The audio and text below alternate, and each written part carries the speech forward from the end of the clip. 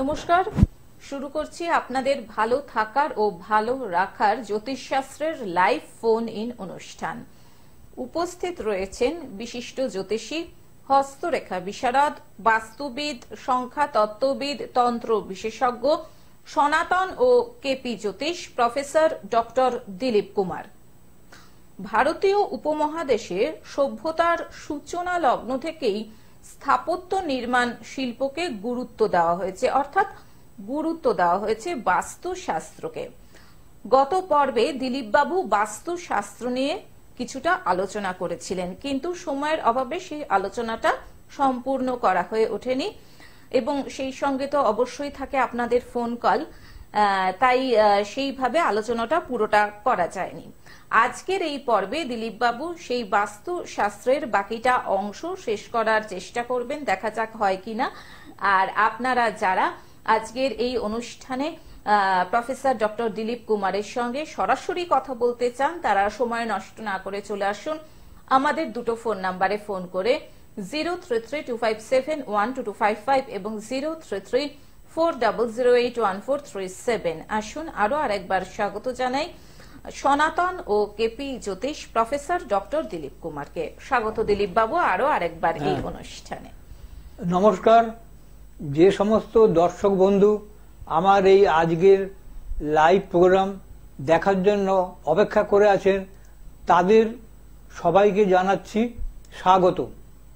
আপনাদের উদ্দেশ্যে একটা কথা বলি, আপনারা যখন ফোন করে আপনাদের বিভিন্ন দিকের সমস্যা জানেন বা জেনে থাকেন, যেমন কারো বিদ্যা, কারো কেরিয়ারের সম্বন্ধে কি সমস্যা যখন জানেন, কিন্তু সেই জানার পরে যদি আপনারা বাড়িতে বসে থাকেন তাহলে কিন্তু জানবেন সেই সমস্যা কোনো দিনও সমাধান হবে না, অথবা আপনাদের মনস্কামনা পূর্ণ হবে না।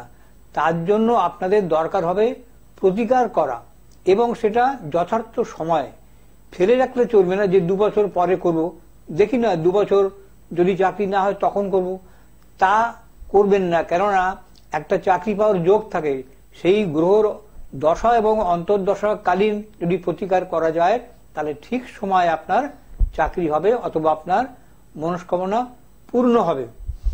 আগের সপ্তাহে আমি বাস্তু নিয়ে আলোচনা করেছিলাম, কিন্তু সময় কম থাকার জন্য পুরোটা আলোচনা করা যায়নি। আজকে বাকিটা অংশ আলোচনা করব। প্রথমে হচ্ছে, আগের সপ্তাহে শেষ করেছিলাম জমি কিরকম কিনবেন। জমি বলেছিলাম যে কচ বা তেরছা জমি কিনবেন না, আয়তাকার জমি কিনবেন, বর্গাকার স্কোয়ার জমি কিনবেন না, কেননা আয়তাকার জমি হচ্ছে সবচেয়ে আইডিয়াল জমি এবং সেটা বাস্তুশাস্ত্র সম্মত।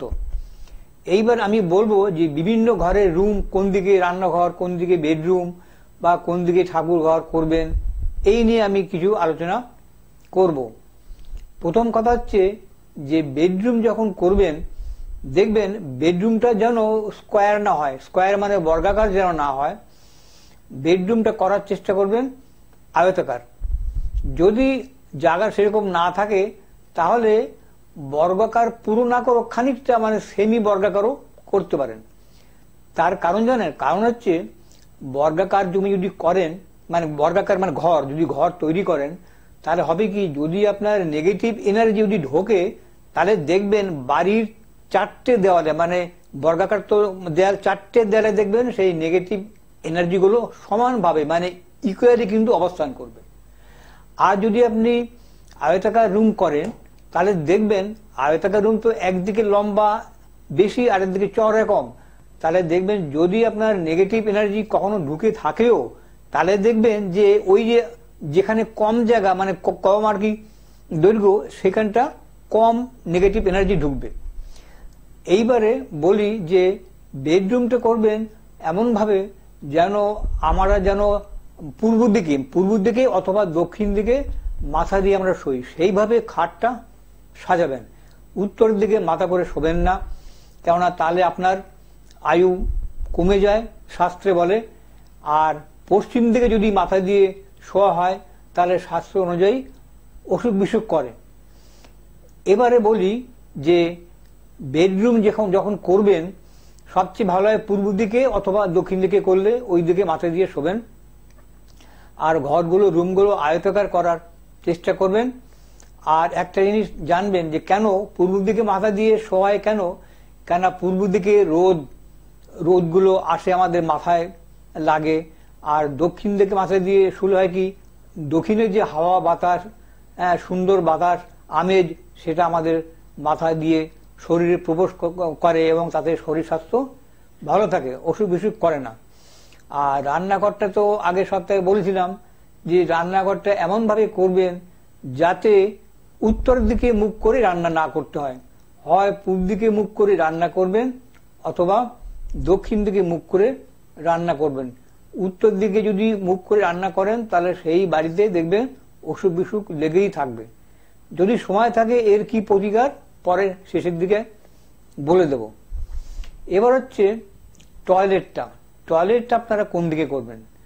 এখন তো বেশিরভাগ দেখা যায় টয়লেট সব ওয়েস্টার্ন, আগে ছিল ইন্ডিয়ান, এখন ইন্ডিয়ান খুব কম করে ওয়েস্টার্নই করে, কারণ ওই হাঁটুর ভাঁজ করে বসতে হয় বলে ওই জন্য অসুবিধা হয়।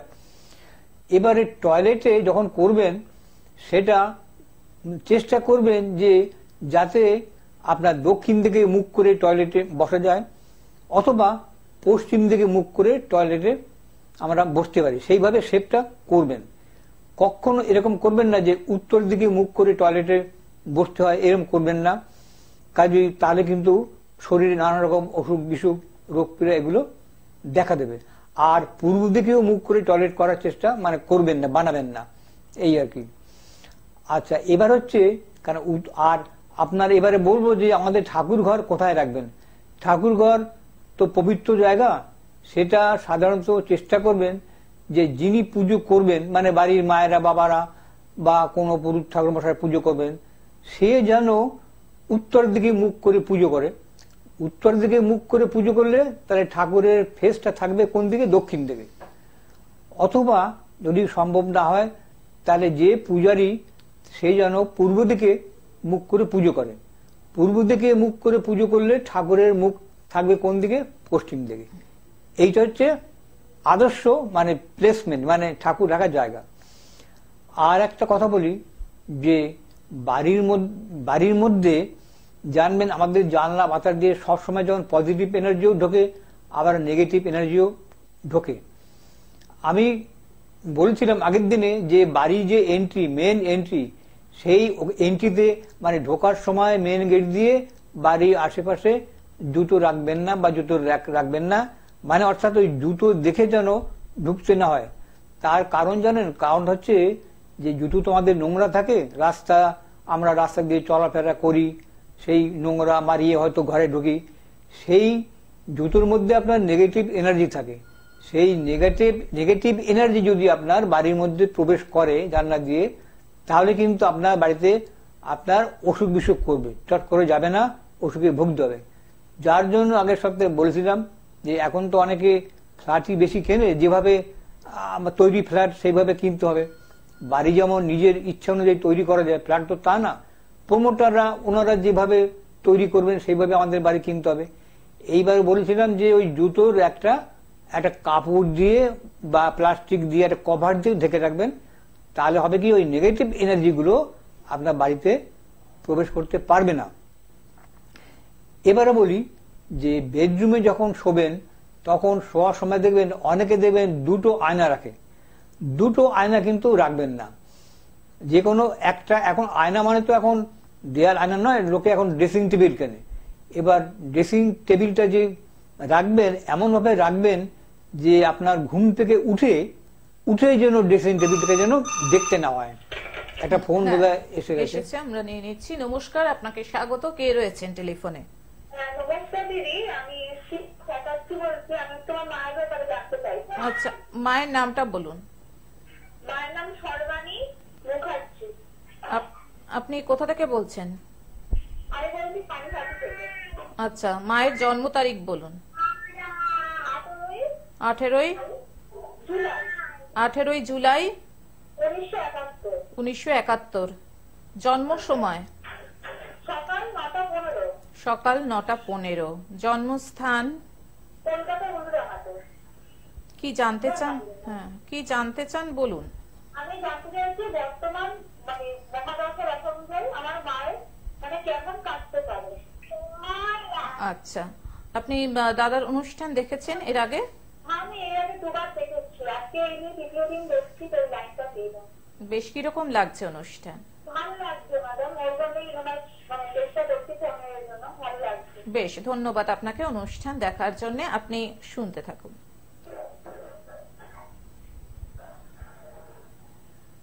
আপনার মায়ের রবিবারে জন্ম ছিল? হ্যাঁ, রবিবার ছিল স্যার। আপনার মায়ের হচ্ছে সিংহ লগ্ন বৃষ রাশি, কেমন? সিংহ লগ্ন বৃষ রাশি।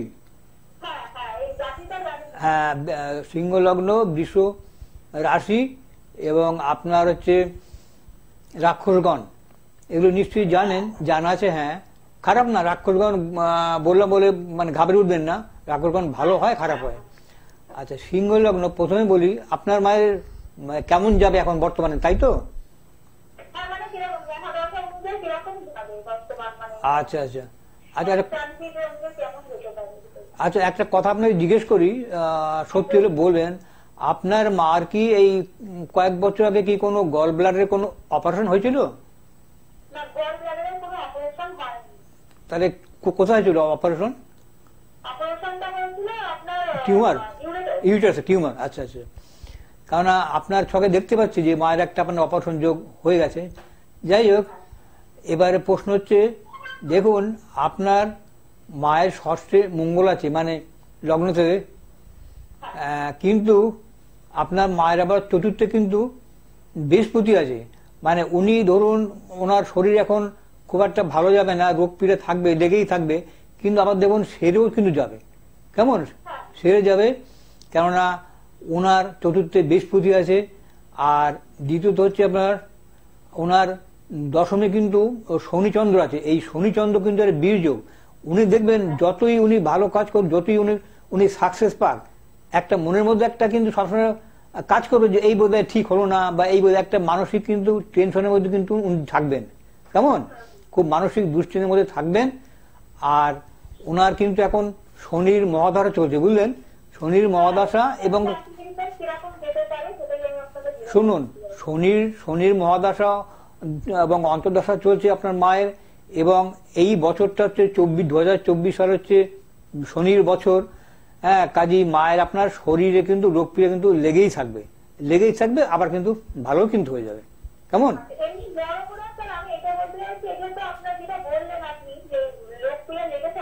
হ্যাঁ,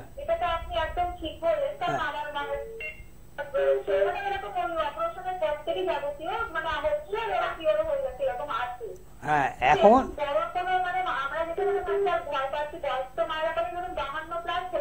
হ্যাঁ 52 হয়ে গেছে। হ্যাঁ,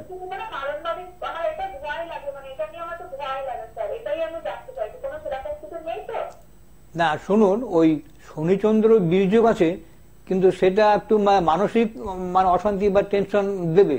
হ্যাঁ, কিন্তু এছাড়া কিন্তু কিন্তু মৃত্যুযোগ কিন্তু এখন কিন্তু আসেনি, বুঝলেন?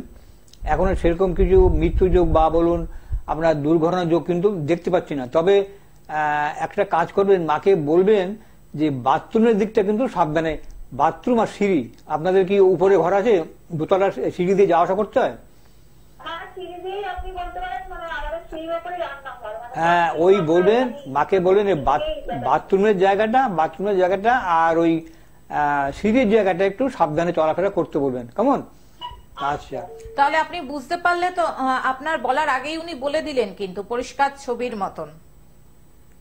সেটা আপনি এগ্রি করছেন তো? হ্যালো, হ্যাঁ বলছি, উনি যে আপনার বলার আগেই আপনার যাবতীয় যা একদম পরিষ্কার ভাবে ছবির মতন বলে দিলেন, সেটা আপনি বুঝতে পারলেন তো? হ্যাঁ হ্যাঁ হ্যাঁ হ্যাঁ, একদমই মিলে যায়। আর এই কারণেই ওনার জায়গাটা কিন্তু সবার থেকে আলাদা। হ্যাঁ, যারা মনে করছেন দিলীপ কুমারের সঙ্গে চেম্বারে গিয়ে যোগাযোগ করবেন, দেখুন স্ক্রলে দাদার ফোন নাম্বার যাচ্ছে, অর্থাৎ চেম্বারে বুকিং নাম্বার। অনুষ্ঠান শেষ হয়ে গেলে ফোন করে নিন 9836015194 এই নম্বরে। দাদার চেম্বার রয়েছে শনিবার হাতিবাগানে, হাতিবাগান অ্যাস্ট্রো প্লাস রূপবাণী সিনেমার বিপরীতে দুপুর 1টা থেকে 4টে। সোমবার বর্ধমান তিনকোনিয়া বাস স্ট্যান্ডের পাশে দুপুর 2টো থেকে বিকেল 5টা। বুধবার মেছেদা রেল স্টেশন ও সেন্ট্রাল বাস স্ট্যান্ডের পাশে দুপুর 2টা থেকে বিকেল 5টা, প্রত্যেক পূর্ণিমাতে তারাপীঠে স্টেট ব্যাংকের পাশের গলি দুপুর 12টা থেকে বিকেল 4টে এবং প্রতি মাসের শেষ রবিবার দাদা থাকছেন শিলিগুড়িতে মহানন্দা ব্রিজের পাশে দুপুর 12টা থেকে সন্ধে 6টা। এছাড়াও অনলাইন প্রেডিকশন আপনারা করাতে পারেন, সেক্ষেত্রেও বুকিং নাম্বার 9836015194। হ্যাঁ, আর একজন বন্ধু চলে এসেছেন টেলিফোনে, দেখে নিচ্ছি। নমস্কার, আপনাকে স্বাগত। ফোনে কে রয়েছেন? নমস্কার, আমি ছেলের সম্পর্কে জানতে চাই। ছেলের সম্পর্কে? আপনি কোথা থেকে বলছেন? বর্তমান। আচ্ছা, ছেলের নামটা বলুন। শুভদীপ দে। শুভদীপের জন্ম তারিখ বলুন। 26শে মে 2009। 26শে মে 2009। বেশ। জন্ম সময়? 9:17 রাত্রিবেলা। রাত্রি 9:17। জন্মস্থান? বর্তমান। কি জানতে চান বলুন। পড়াশোনাটা জানতে চাই, কিরকম পড়াশোনা হবে। ছেলে এখন কোন ক্লাসে পড়ে? মেয়ে 9-এ উঠলো। হ্যাঁ, জন্মস্থানটা কোথায়? বর্ধমান। বর্ধমানে। 9-এ উঠলো, তাই তো? হ্যাঁ। আচ্ছা, ছেলের পড়াশোনাটা কিরকম হবে? যে সামনে মাধ্যমিক রয়েছে সেটা কিরকম হবে, তাই তো? রাত 9:17। হ্যাঁ। হ্যাঁ হ্যাঁ হ্যাঁ, রাত্রি 9:17 বর্ধমানে। আপনি প্রথমে বলি, আপনার ছেলের মঙ্গলবারে জন্ম। আপনার ছেলের হচ্ছে ধনু লগ্ন, মিথুন রাশি, আদ্রা নক্ষত্র। হ্যাঁ, হ্যাঁ। এবং ছেলে আপনার হচ্ছে নরগণ লগ্ন, ধনু লগ্ন। আচ্ছা, আপনার ছেলে এই মাধ্যমিক দেবে তো, মানে আর 2 বছর পর মাধ্যমিক দেবে।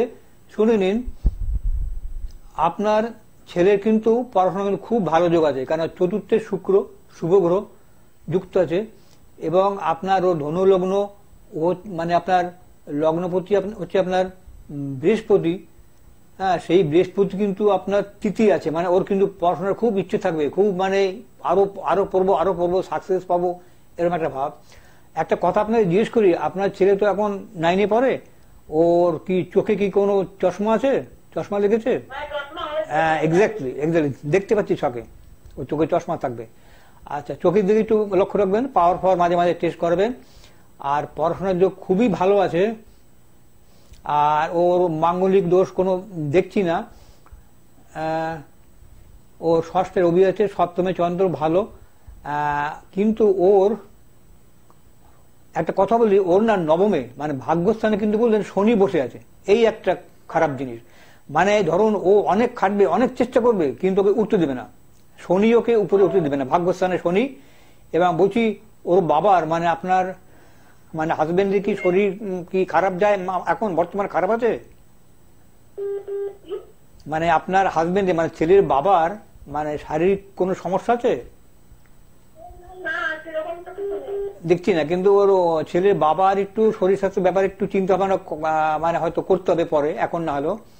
আচ্ছা, এবারে বলি, ছেলের আপনার দশা হচ্ছে এখন বর্তমানে হচ্ছে আপনার বৃহস্পতির দশা, খুবই ভালো, কিন্তু বৃহস্পতির সঙ্গে আবার শনির অন্তর্দশা ঢুকে আছে 25 সাল পর্যন্ত, বুঝলেন? কাজে আপনার ছেলে 25 সালে মাধ্যমিক দেবে এবং এখন আপনার বৃহস্পতিটা খুবই ভালো, পড়াশোনার দিকে এগিয়ে নিয়ে যাবে, কিন্তু শনি যেহেতু ঢুকে আছে অন্তর্দশায় এবং কাজেই এবং নবমী শনি আছে ভাগ্যস্থানে, দেখবেন ওর নম্বর কিন্তু আশানুরূপ পাবে না। কাজে আমি বলবো, ওর একটাই বিদ্যা সফলতা ভালো নম্বর পাওয়ার জন্য একটা নীল সরস্বতী কবচ ওর পক্ষে খুব বাঞ্ছনীয়, যদি পারেন, সম্ভব হয় যদি যোগাযোগ করবেন। হ্যাঁ, আর মাধ্যমিক পরীক্ষার আগে দেবেন। হ্যাঁ হ্যাঁ, বিজ্ঞানিত হবে, বিজ্ঞানের পড়ার আছে, যোগ আছে। চতুর্থ শুক্র তো কেমিস্ট্রি মানে সায়েন্সের একটা কারক গ্রহ। ফোন করার জন্য ধন্যবাদ। হ্যাঁ, আমরা যে আলোচনাটায় ছিলাম, হ্যাঁ আমরা বলছিলাম যে ওই ঘরে বেডরুমে যখন আপনারা বেডরুম থেকে ঘুম থেকে উঠবেন, ঘুম ভেঙেই যেন আয়নার দিকে মুখটা মানে না পড়ে, মানে আয়নার মুখ যেন দেখতে না হয়। আচ্ছা, এবারে যদি দেখা যায় না সেরকম ব্যবস্থা করতে পারছেন না, তাহলে করবেন কি, আয়নাটা একটা কাপড় দিয়ে দেখবেন, মানে কভার পাওয়া যায় আয়না ঢাকার জন্য, কভার একটা কিনে নেবেন। আর একটা বলি, বাথরুমে যখন যাবেন, বাথরুম কিন্তু দরজা কিন্তু যখন খুলে যাবেন, বাথরুমের কাজ হয়ে গেলে যখন বেরিয়ে আসবেন দরজাটা অবশ্যই দিয়ে দেবেন। তার কারণ কি, যে ওই বাথরুম তো আপনার নোংরা জায়গা, ওই বাথরুম থেকে নেগেটিভ এনার্জি মানে নেগেটিভ ফোর্স কিন্তু ঘরের মধ্যে কিন্তু ছড়িয়ে পড়বে। কাজে ঘরের মধ্যে যদি ছড়িয়ে পড়ে নেগেটিভ এনার্জি, তাহলে কিন্তু আপনার বাস্তু প্রবলেম দেখা দেবে, মানে আপনার অসুস্থতা বা রোগ পীড়া সমস্ত সংসারের বাড়িতে কারো সদস্যদের দেখা দেবে। আচ্ছা, কি একজন বন্ধু চলে এসেছেন। নমস্কার, আপনাকে স্বাগত। ফোনে কে রয়েছেন? হ্যালো, আমার নাম দেবীন মন্ডল। আচ্ছা, আপনি কার সম্পর্কে জানবেন? আমি আমার সম্বন্ধে একটু জানতে চাইছি। আপনি কোথা থেকে বলছেন? আমি বিহারা থেকে বলছি। জন্ম তারিখ বলুন। আমার 5ই আগস্ট 1957। 5ই অগস্ট 1957। হ্যাঁ। জন্ম সময়? জন্ম সময় সন্ধ্যে 5:55। 5:55 সন্ধে। হ্যাঁ। আচ্ছা, জন্মস্থান? জন্মস্থান কলকাতা। কলকাতা। কি জানতে চান বলুন। আমি জানতে চাই, আমার শারীরিক কোনো ব্যাপার জানতে চাইছি। আপনি কি শারীরিক ভাবে অসুস্থ আছেন? আপনার জন্মস্থান কোথায়? কলকাতা। কলকাতা, বিহালা। আচ্ছা আচ্ছা। আপনি দাদার অনুষ্ঠান দেখেছেন এর আগে, বা এপিসোডটা দেখছেন প্রথম থেকে? দেখেছেন তো, উনি আপনার বলার আগেই কিন্তু, আপনাদের বলার আগেই কিন্তু বলে দেন সবকিছু। এটা আপনি দেখেছেন, যদি এপিসোডটা প্রথম থেকে দেখেন, দেখেছেন নিশ্চয়ই এই ব্যাপারটা। হ্যাঁ, নিশ্চয়ই। হ্যাঁ হ্যাঁ, আপনি শুনতে থাকুন। হ্যাঁ, ধন্যবাদ, আপনি শুনতে থাকুন। আপনার সোমবার জন্ম ছিল, আপনার হচ্ছে মীন লগ্ন, বৃশ্চিক নক্ষত্র, আপনার হচ্ছে জ্যেষ্ঠা নক্ষত্র। কেমন? হ্যাঁ হ্যাঁ, বৃশ্চিক রাশি। বৃশ্চিক রাশি আপনার মীন লগ্ন। ভালো। না, আপনি যা জন্ম তারিখ দিয়েছেন 5 হ্যাঁ হ্যাঁ 5ই আগস্ট 1957 যদি হয়ে থাকে এবং সেটা সোমবারে জন্ম ছিল এবং আপনার দেখাচ্ছে মীন লগ্ন, মকর না, আপনি যে সময় দিয়েছেন ওটা হচ্ছে মীন লগ্ন, রেবতী নক্ষত্র, আপনার দেবগান। যাক, এনিওয়ে, এবার শুনুন, আপনার তো প্রায় 66 বছর বয়স হতে চললো বা হয়ে গেছে, মানে 67 হবে। এবারে আপনার শরীরটা দেখি আগে, শরীরটা কেমন যাবে। বৃহস্পতি 1, 4, 5, 6, 8।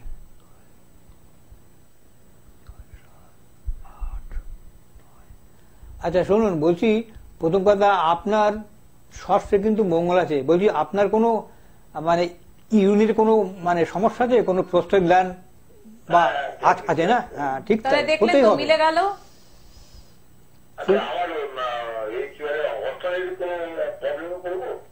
হ্যাঁ, অর্থনৈতিক আপনার টানাপোড়েন হবে। এখন আপনি কি ব্যবসা করেন দাদা? চাকরি করতেন। শুনুন, আপনার পয়সা দেখবেন হট করেই দেবেন, যখন ব্যয় হবে ব্যয় হতে থাকবে। আবার যখন দেবেন, যখন আয় হবে দেখবেন হঠাৎ হঠাৎ করে কিছু দেখবেন আপনার ইনকাম হবে। এইটা আছে, কারণ ওটা আপনার দ্বিতীয়তে আপনার কেতু আছে। অর্থের জায়গায় কেতু থাকলে এরকম হয়।